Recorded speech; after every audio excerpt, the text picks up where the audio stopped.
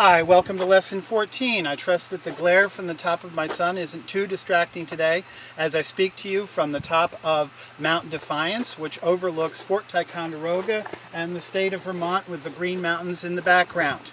I thought I'd get out of the house today for a number of the next set of lessons, which are all about speaking in public. That is about oral communication and how to get over fears and how to do it effectively and how just to make it sound like you've been doing this all your life, because you pretty much have. That is the speaking part.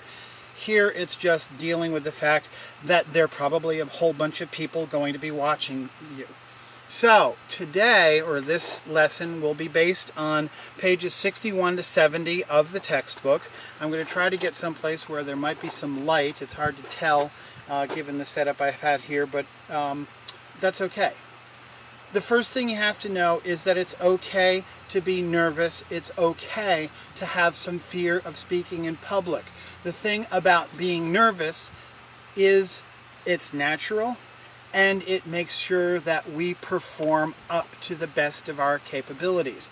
It's a matter of energy, it's a matter of bit of an adrenaline, and a whole bunch of things that are going on inside our bodies to make sure that we can perform well. So the key with the fear, with the nervous energy, is very simply to use it and channel it and make it become part of the energy of your performance, not as something getting in the way of your performance. Every time we do some kind of performance, there's going to be a little bit of nervousness. That's okay. Nervousness is fine.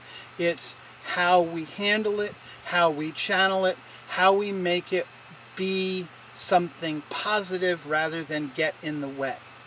Remember, speaking is natural to humans. We've all spoken for the bulk of our lives. The thing about human beings is that once they start speaking, they won't shut up. So the way to make public speaking easy is to treat it just like every other time we speak with people. At the kitchen table, at the cafeteria table, in the food court, wherever we speak with people, that's the way we should treat even a more formal presentation. When you do a formal presentation, obviously like anything else, it's a performance. And the key to performance, whether you're working with sports or music or whatever, is one word. And I bet you know what that word is because you hear it many, many, many, many times. And that's practice, practice, practice, etc. Practice. If you practice a lot when you're doing a formal speech, you will do better, especially before all of the skills and all of the abilities to speak in public are internalized. Once they're internalized, then a lot of it will seem natural, will go right. But if you think of it as having a conversation with your audience, with those people out there sitting in front of you, it'll be easier, I think. You want to relax. Easier said than done, I know. But you want to relax, take a deep breath, visualize yourself wowing the audience and making them think that you're the best speaker who ever existed, and you'll actually speak better. When you visualize success, you produce success. The other thing to remember is proper breathing. Most people, when they get nervous especially, breathe with their chest, breathe with their throat, and that's not good breathing.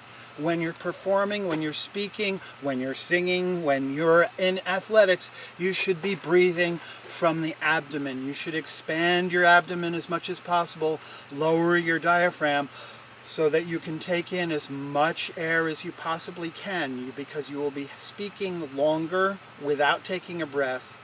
You will be supporting your voice. You will be getting rid of the bad air and bringing the good air in, and things will be much, much better. So, practice breathing, practice speaking, practice relaxing, practice visualizing that it's going to go fabulously, wonderfully well. I'm hoping this is going fabulously, wonderfully well. I can't tell because I have a feeling I may be too dark and you're just seeing this bald-headed silhouette against the Green Mountains. Maybe that's a good thing for you. I'm going to point out a few things for you to absorb on your own because everyone does these things differently. Everyone gets ready for a sports performance or a musical performance or whatever kind of performance differently. So I can't tell you how to do it. But I can point out some ideas on pages 110 and 111 of the textbook.